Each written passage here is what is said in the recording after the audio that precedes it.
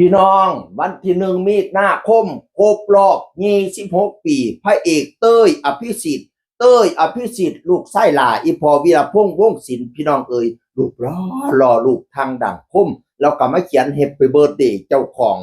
อายุครบ26 ปีแล้วสุขสันต์วันเกิดพระเอกเต้ยอภิสิทธิ์1 มีนาคมพะนะว่าทางเพจศิลปินผู้ไทยก็มักเขียนแฮปปี้เบิร์ธเดย์พระเอกเต้ยอภิสิทธิ์คือกันพี่น้องเอ๋ยเป็นผู้ดีรูปหล่อมาจากทางปากใต้ปากต่ำพุ่นเกิดชื่นชอบเกิดความหักในศิลปะวัฒนธรรมอีสานบ้านเฮา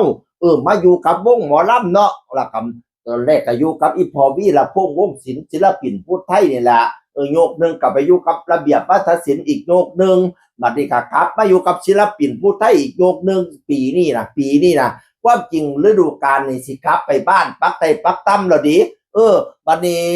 อีพอเอกชัยศิวิไสซึ่งเป็นเชี่ยวกับพอวีน่ะโทษขอร้องให้มาซอยพอวีก่อนอีกจักปีพะนะว่านั่นน่ะเลยได้มาเป็นลูกไส้หลาอีพอวีอีกรอบนึงแต่งองค์ทรงเจียมใส่สูทเพชรแล้วรอเนาะสูทเขียวเหนียวซับนี่ค่อยมักจังเด้อนี่นะ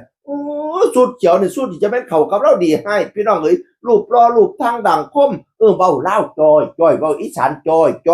จะแม่นเว้าคือให้เนาะ คนปักใต้ปักตำเบาอีสานบ้านเฮาได้เสย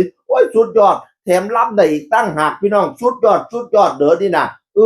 แล้วก็คนอีสานเล่าหักในศิลปะวัฒนธรรมอีสานคนอีสานก็หักเล่าแม่ก็หักเล่าได้รถเป็นคัน2 คันเนี่ยพี่น้องเอ้ยหวังแต่ออกรถไหมเนี่ยปีสีดำๆนี่ออกปีนี่คันสีดำนี่นะแล้วก็เป็นคนติดเด่นบ่ได้ติดรูปปานใดเด้อบางงานนี่ไปล่ำอยู่วัดกันอาบน้ำน้ำวัดพักอยู่วัดเด้เนี่ยนะมื้อนั้นก็อาบน้ำอยู่วัดคือจังไทบ้านเฮานี่นะบ่ได้วัดเจ้าของอันเป็นผู้ดีผู้หลากมากดีมาแต่ทางใดดิแล้วยังติดดินอยู่กับบ้านเฮาอยู่เนี่ยนะชื่นชมเด้อขอบคุณหลายๆที่ฮักในวัฒนธรรมอีสานบ้านเฮาเนาะซอยกันอนุรักษ์วัฒนธรรมให้คนอีสานบ้านเฮาสืบห้อยตาว่าห้อยปูซอยกันพี่น้องเอ๋ยฮีดบ่ให้หมองข้องใบหาเสาซิมมาบ่ให้เก่าฮีดแต่โกกข้องแต่เก่าฮีดผู้เฒ่าเฮานั่นให้รักษามุ่นมั่งมรดกอีสานบ้านเฮาบ่ให้เสียมไต่มาได้ศูนย์ขอบคุณหลายๆเด้อที่มาซอยรักษาวัฒนธรรมอีสานบ้านตุกข่อยแฮปปี้เบิร์ธเดย์เด้อพระเอกเต้ยอภิสิทธิ์26 ปีแล้ว